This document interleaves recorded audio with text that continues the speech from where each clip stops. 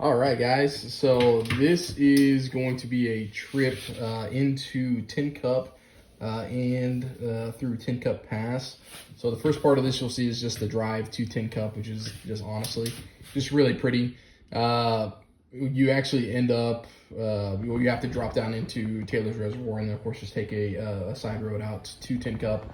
But it's all open range out there. As you can see, we've got cattle and ranchers and just a really cool scene and kind of set up. And you don't realize how high up Tin Cup actually is, because it's how tall is it? I believe they said it was 10,800 feet at Tin Cup. Yeah, so in the actual town itself, it's already at almost 11,000 feet, which is crazy. Because then we take that up to the Continental Divide through Tin Cup Pass. But if you are ever in Tin Cup, highly recommend you guys stop at Frenchie's, which is the restaurant that you see there. It's been there for, gosh, I have no idea how long, a long time for sure. But they've got excellent burgers, and they've got the Tin Cup pie, which is what you just saw there.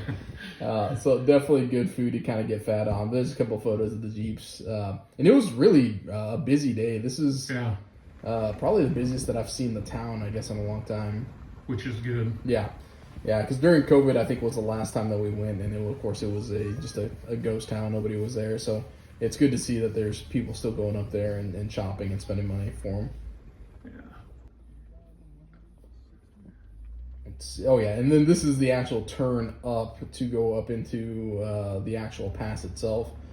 Now, I will say this part of the trip is a lot bumpier than I remember. Even with my Jeep on 40s and being aired down to 10 pounds, it was still a rough ride. And I think I don't see, and there's people that were cruising in cars up and down that, going faster than us, and I'm just like, boy, how often do they have to have those cars aligned? No joke.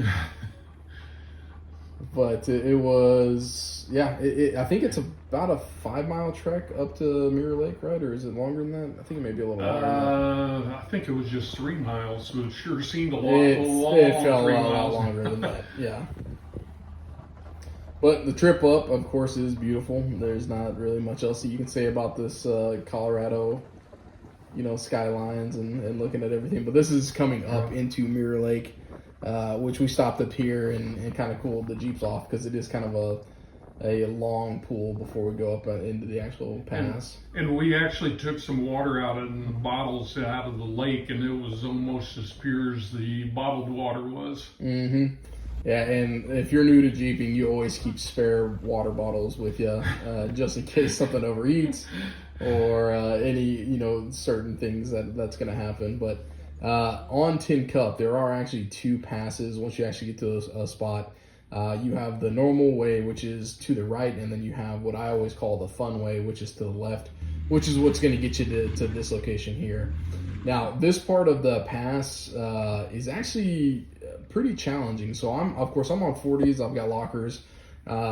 I took the hardest pass or path that I could find, and my goal is always to not ever have to use my locker. So you'll see me through here. When I get stuck or hung up, you'll see the tire spin, and of course I'll just engage my ARBs real quick just to get it going. But this is a lot worse than what it used to be. So there are certain spots on here that you'll see where I do get stuck, but the rocks and the divots and the holes that I'm actually in are probably at least half the size or the size of my 40-inch tires. There's your tires spinning there on the passengers. So, but this was extremely fun. So if you like, crawling and rocks and all of that stuff, this pass on this side is the way that I would recommend, 100% of the time. And this video really doesn't do it justice of how difficult and how steep of an incline this was. Our photographer could attest, because she had to walk up that hill.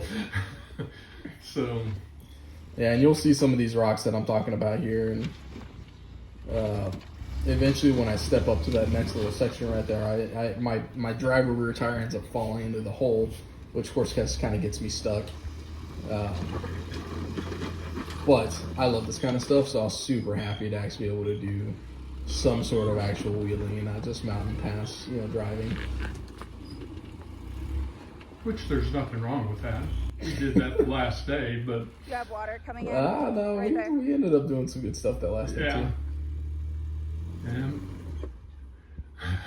that driver's tire is kind of in a rut. You want to go a little passenger? You can see how big that rock is right there. Like I said, the videos never do it justice. Little passenger. There you go. But man, it was fun. I see a little hand poking out the window. Well, tater tot. Probably 4 feet. I actually did really well this time. On that side? Uh-huh. There you go. Yeah, my little Oh, partner. there you go. So this gives you a better angle of hopefully of just how steep it is right there. But Okay, here comes Lieutenant Dan. Lieutenant Dan has no lockers, and he's only on 35s. And a manual transmission. And a manual transmission, which that adds a whole nother challenge, in my opinion. Yeah. Plus, his passenger makes everything stressful too. Whenever he's doing it. Watch her exit here. Yeah, she'll exit stage left here shortly. And again, this video doesn't make it. It doesn't look like it's anything, but as you can see, the dirt, my tires start spinning. And those knobs on those tires, which are almost still brand new, just dig into that dirt.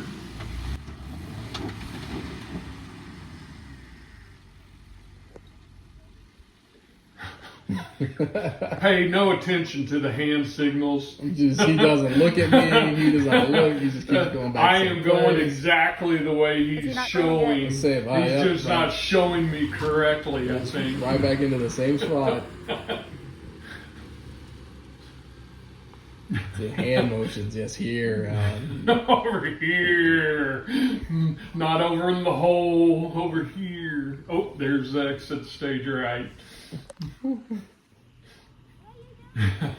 I think you're warning her that walking on the rocks are a little harder than. And then she says, "Alan, you're on a rock." I'm like, yeah, this entire thing is a rock. What are you talking about?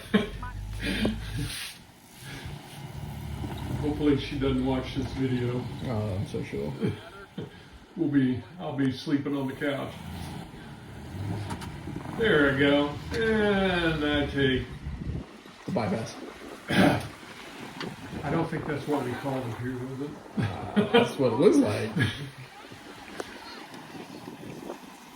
But this little section of trail goes just, honestly, it's probably about 200 yards worth of actual legit off-roading. And the rest of it is just like a normal pass, driving up. But once we get up to the top, it's 55 degrees, blowing. There's Poser Rock you get the flex on. So it was fun. It was a good little trip. A good first day of wheeling for us.